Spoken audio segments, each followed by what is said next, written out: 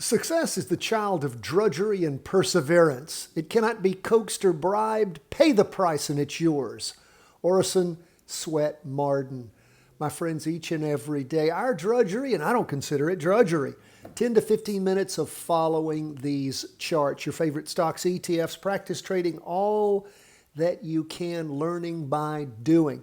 Sooner you start, the sooner you will become successful. Don't worry about how long it takes, because as soon as you master the charts, you'll make up for all the time you ever spent. Let's jump into these charts, see where we are. Stocks and bonds are about flat for the day. Gold is up, Bitcoin is down. Let's jump first into the S&P 500. You can see where it's just sort of sliding along about where it got up to back on Wednesday, the 1st of April. And as the day ended, we had a green spinning top. Look at all the low volume going all the way back to Thursday morning of last week. And again, things just not taking off. What does that mean? It means the market's stalling. Could it be getting ready to roll over? Maybe.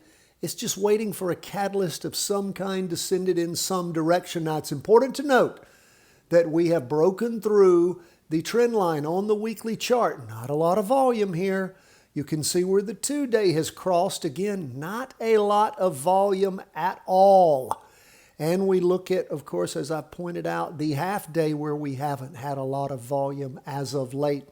For the day, technically up 0.04%, 0.04%.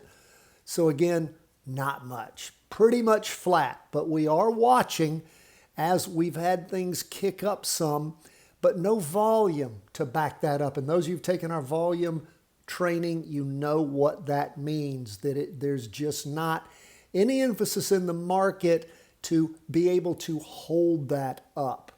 You know, that again is a pump up in price with no investor psychological support behind it. Nobody's piling in on it. So we'll continue to wait, watch, and see.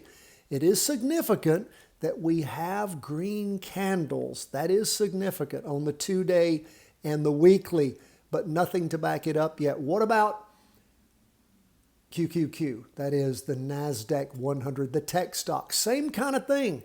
2 green up candles, but again, it's up even less today, 0.02, which again, the difference between 0.02 and 0.04 is flat. It's about flat for the day. And again, you can see going all the way back to Thursday morning, haven't had any volume. You can see the prior 2-day, that was a Thursday, Monday, because we were closed on Friday, markets were. Again, didn't reach quite average. And of course, the first day of this latest 2-day candle is also quite low. Low for the week. And again, we're watching, waiting, seeing. We still feel the negativity, and we're not buying into a turnaround at this point. If President Trump gets something going, and all of a sudden we have a peace treaty with Iran and the Straits of Hormuz are open, man, I'm going long. But ain't happened yet, friends. And if it goes south and we start bombing the crap out of Iran, I would see this market start to tank. But that's going to have to be backed up by the charts. I don't just do things because of what I think. What I think, what you think does not matter. What the stock market is doing is the only thing that matters, following what? The price and the volume. Now, let's look at 20-year U.S. government bonds. We had things again last week sit with a doji right there with not a lot of volume, didn't hit average, sitting right there on our down trend line that had been established with 3 stair-step candles rocketing down hard. Stopped last week. This week, we got a red candle kicking back in on the weekly chart. We had the 2-day, Wednesday, Thursday. Tuesday, Wednesday. That was Tuesday, the 31st of March, and Wednesday, the 1st of April. We had that up candle, then followed by dojis.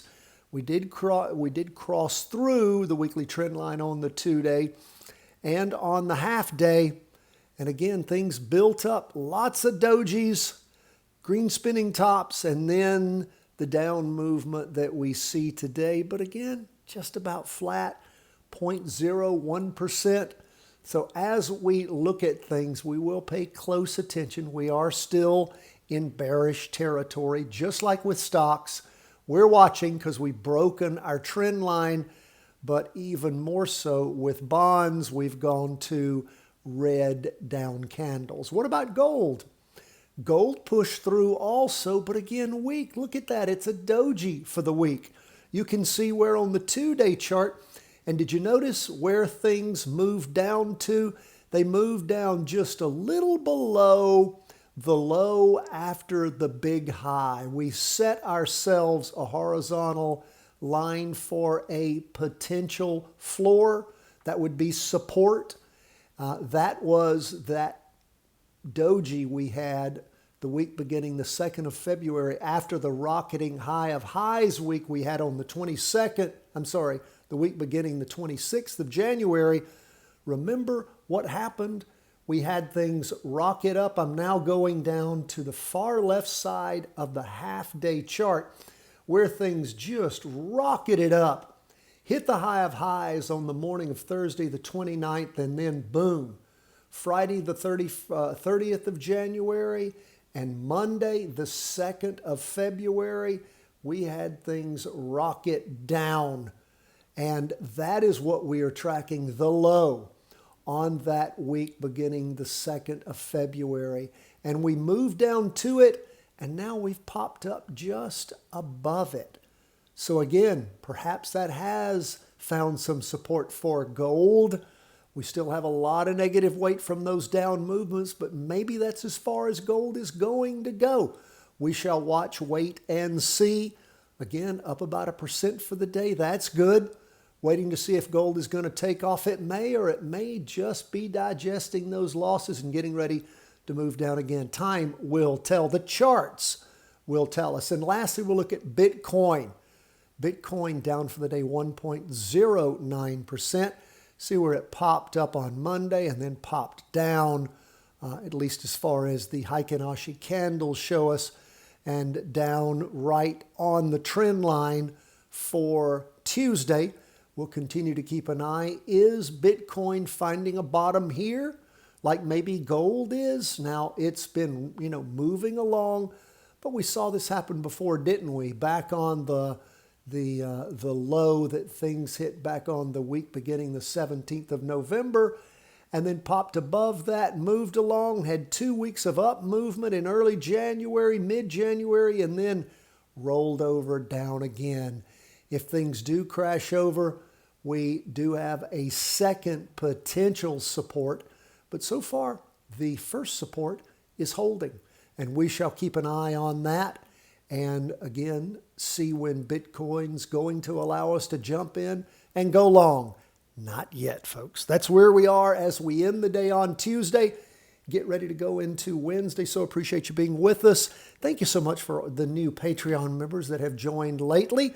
Hope you're enjoying your Patreon membership. Don't forget, each and every day we send our Patreon members at the close of the market what we call our 5-day plus analysis, where we go in and really work through the numbers for you, produce the trade execution summary grid, send that out to you both by email, and we also always download it on the Patreon page in case you're traveling, can't get to your email, or something's wrong with your email, or you're not finding our email.